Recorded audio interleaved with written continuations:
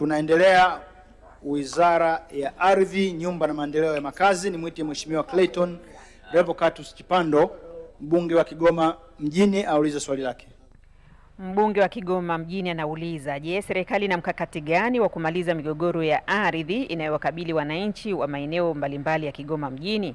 Swali limeelekezwa katika Wizara ya Ardhi, Nyumba na Maendeleo ya Makazi, na Naibu Waziri Kaspa Muya ataenda kutoa majibu ya serikali.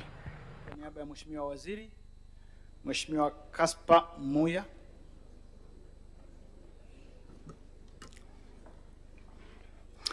Asante sana Mheshimiwa Mwenyekiti. Kwa niaba ya Waziri wa Ardhi, Nyumba na Maendeleo ya Makazi, naomba nijibu swali namba 304 la Mheshimiwa Clayton Revocatus Chipando. Mheshimiwa Mwenyekiti, migogoro ya ardhi ni changamoto inayowakabili wananchi wengi nchini, wakiwemo wa mkoa wa Kigoma. Migogoro hii imekuwa ikisababishwa na mwingiliano wa matumizi ya ardhi, uuzwaji wa ardhi usiozingatia sheria na mamlaka husika, uvamizi wa maeneo ya umma na mashamba makubwa, pia elimu ndogo ya wananchi kuhusu masuala ya ardhi na matangazo ya mipaka ya kiutawala.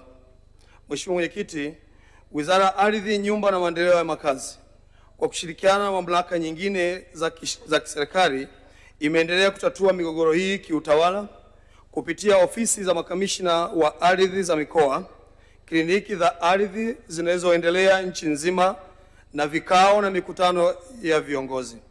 Mathalani, katika mkoa wa Kigoma, jumla ya kliniki 5 zimefanyika kwa mwaka wa fedha mwaka 2025/26. Katika mkoa wa Kigoma, jumla ya migogoro 1092 ilipokelewa na kusikilizwa, ambapo kati yake migogoro 1046 itatuliwa kiutawala. Migogoro 46 iliyobakia ipo kwenye hatua mbalimbali za utatuzi. Mheshimiwa Mwenyekiti, katika kushughulikia migogoro hiyo, serikali kwa kushirikiana na mamlaka ya mkoa wa Kigoma imeendelea kuweka mikakati inayolenga kuhakikisha migogoro ya ardhi iliyopo katika mkoa wa Kigoma na maeneo mengine nchini inapungua na hatimaye kumalizika kabisa. Mikakati hiyo ni pamoja na kuandaa mipango ya matumizi ya ardhi na kuisimamia, kuendesha programu za kliniki za ardhi, kutoa elimu kwa umma kuhusu masuala ya ardhi ili kuepusha wananchi kujiingiza katika migogoro ya ardhi inayoweza kuzuilika, pia kuandaa rejista ya migogoro ili kuepusha ushirikiaji wa migogoro moja zaidi ya mara moja, na kusimamia nidhamu za watumishi wa sekta ya ardhi ili waweze kutekeleza majukumu yao kwa weledi. Mheshimiwa Mwenyekiti, naomba kuwasilisha. Mheshimiwa Clayton Chipando.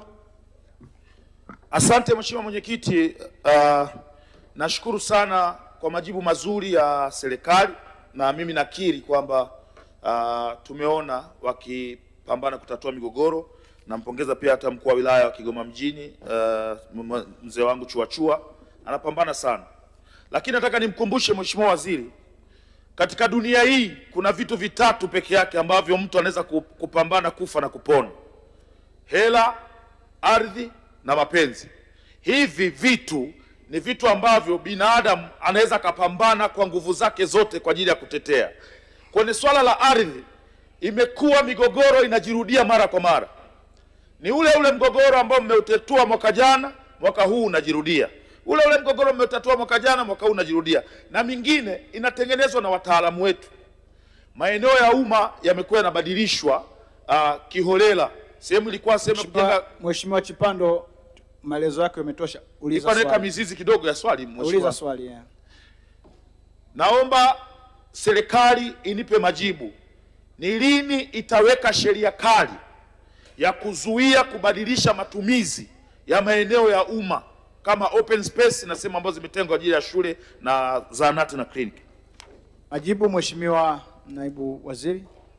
Mheshimiwa Mwenyekiti, kwanza ninampongeza sana Mheshimiwa Chipando kwa kushirikiana na Wizara ya Ardhi. Mara nyingi alikuwa anawasiliana na sisi katika kujua hatua mbalimbali za migogoro hii. Na wapongeza sana wakazi au wananchi wa Kigoma Mjini kwa kumchagua mbunge mahiri na mfuatiliaji. Mheshimiwa Mwenyekiti, serikali imefanya kazi kubwa sana kwa kushirikiana na bunge hii. Tukumbuke tuna sera ya maendeleo ya makazi ya mwaka 2000 ambayo serikali imeitunga. Lakini pia tuna sera ya ardhi ya mwaka 95 ya toleo la mwaka 2023. Lakini pia tuna sheria ya mipango miji ambayo ni sura 355. Licha hivyo pia tuna kanuni ya sheria hii, kanuni ya mwaka 2018 na iliyofanyiwa maboresho mwaka 2023. Yote haya yamefanyika kwa sababu wanataka kusimamia sekta ya ardhi, hususan kwenye kupanga, lakini kumilikisha na hata kusimamia matumizi yake. Mheshimiwa Mwenyekiti, uwepo wa sheria hizi na sera hizi na kanuni ndiyo msingi mkubwa. Hapo tunachotakiwa ni kutoa tu angalizo kwa watu wote wanayependa kutumia maeneo ya wazi bila kufuata utaratibu. Maelekezo ya waziri wa ardhi yako wazi. Tutakwenda kubomoa kuanzia hatua ya kupanga kuleta matofali yako, tukikuta kwenye msingi, tukikuta umejenga bila kujali gharama uliyotumia, tutaenda kubomoa na kukuelekeza ufuate sheria zinazotakiwa. Mheshimiwa Mwenyekiti, naomba kuwasilisha.